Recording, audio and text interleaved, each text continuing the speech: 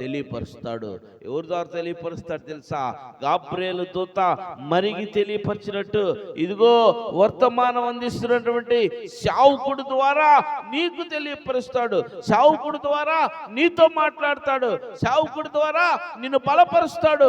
సేవకుడి ద్వారా నిన్ను లేవనెత్తుతాడు. నువ్వు పెంట కుప్పల్లో పడి ఉన్నా సరే, నువ్వు బలహీనత స్థితిలో పడి ఉన్నా సరే, నువ్వు మంచాన పడి ఉన్నా సరే, దూత మరి దగ్గరికి ఏ రీతిలోకి వెళ్ళి దయాప్రాప్తురాలని శుభమని తెలియపరిచిందో, దేవుని సేవకుడి ద్వారా, ఈ దేవుని సేవకుడి యొక్క మాట ద్వారా నీ దగ్గరికి ఈ మాట వచ్చి నిన్ను లేవనెత్తింది. పిల్లారా, నువ్వు విశ్వసించగలిగితే,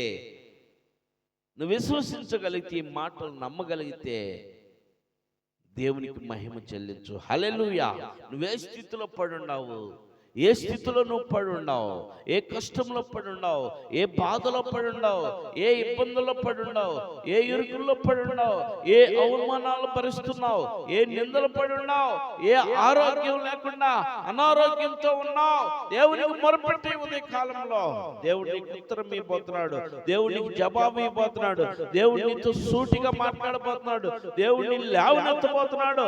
దేవుడు నిన్ను స్వస్థపరచబోతున్నాడు. దేవుడు నీకు ఆనందాన్ని ఇవ్వబోతున్నాడు. దేవుడు నీకు సమాధానం అయిపోతున్నాడు. దేవుడు నీకు శాంతిని ఇవ్వబోతున్నాడు.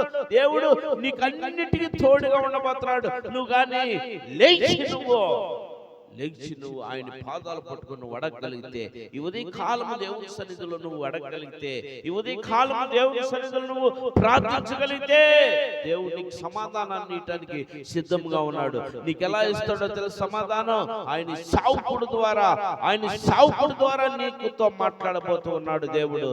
ఆయన సేవకుడి యొక్క ద్వారా నీతో మాట్లాడబోతున్నాడు. ఆనాటి కాలంలో మేరీ 2025 సంవత్సరంలో మేరీ దగ్గరికి గాబ్రియేలు దూత ఏ రీతిలో వచ్చిందో, గొర్రెల కాపరుల దగ్గర గాబ్రియేలు దూత ఎలా వచ్చిందో, యేసు దగ్గరికి యేసేపు దగ్గరికి గాబ్రియేలు దూత ఎలా వచ్చాడో చూస్తే, నీ దగ్గరికి రాడా? నీ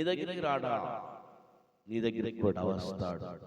నువ్వే స్థితిలో ఉన్నావు, ఏ ఆలోచనలో ఉండవు, ఏ అనాలోచనలో ఉండవు, నువ్వు ఒకసారి నీకై పరీక్ష చేసుకున్న ప్రియమైనటువంటి సహోదరి సహోదరుడా, దయాప్రాప్తురాలా నీకు శుభం.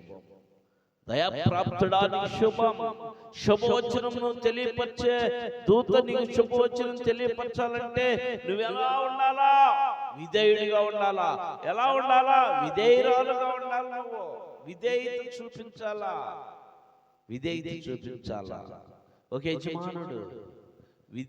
యజమానుడి పట్ల నువ్వు ఎలా ఉండాలా? విధేయత కలిగి ఉండాలా.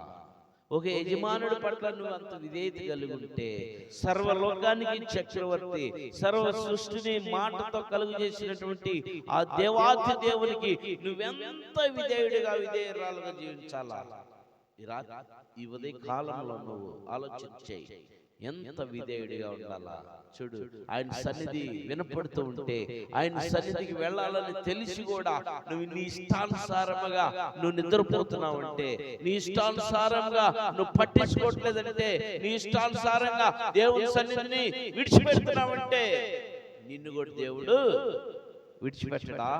ప్రశ్న నీకు. నిన్ను విడిచిపెట్టడా? నీ కుటుంబాన్ని విడిచిపెట్టడా? నీ బిడ్డలను విడిచిపెట్టడా? నీ పని పాటలో నిన్ను విడిచిపెట్టడా? ఆలోచించాయి. ఆయన కానీ విడిచిపెట్టాడంటే ఇక నువ్వు లేనంటే.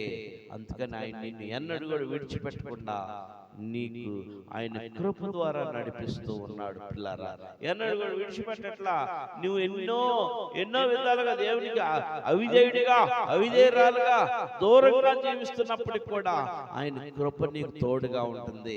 ఇది కృపా కాలం. ఆయన నిన్ను క్షమిస్తున్నాడు, ఆయన నిన్ను ప్రేమిస్తున్నాడు. ఆ పరిశుద్ధుడు నిన్ను ప్రేమిస్తున్నాడు. ఆ పరిశుద్ధుడు నీకు తోడుగా ఉన్నాడు. ఆ పరిశుద్ధుడు నువ్వు కూడా పరిశుద్ధురాలుగా నువ్వు కూడా అలానే ఉండాలని ఆయన ఇష్టపడుతూ ఉన్నాడు. నా పిల్లారా, ఏమంటావు నువ్వు? ఈ ఉదయ కాలం నువ్వు ఆలోచించే, ఏమంటావు నువ్వు? ఇష్టపడుతున్నావా పరిశుద్ధుడిగా జీవించాలని? ఇష్టపడుతున్నావా పరిశుద్ధురాలుగా జీవించాలని? ఇష్టపడుతున్నావా ఆ పరిశుద్ధునికి నువ్వు ముఖాముఖిగా మాట్లాడాలని? ఈ ఉదయ కాలం ఆలోచించే, ఇష్టపడుతున్నావా? నువ్వు ఇష్టపడితే నువ్వు ఆ పరిశుద్ధ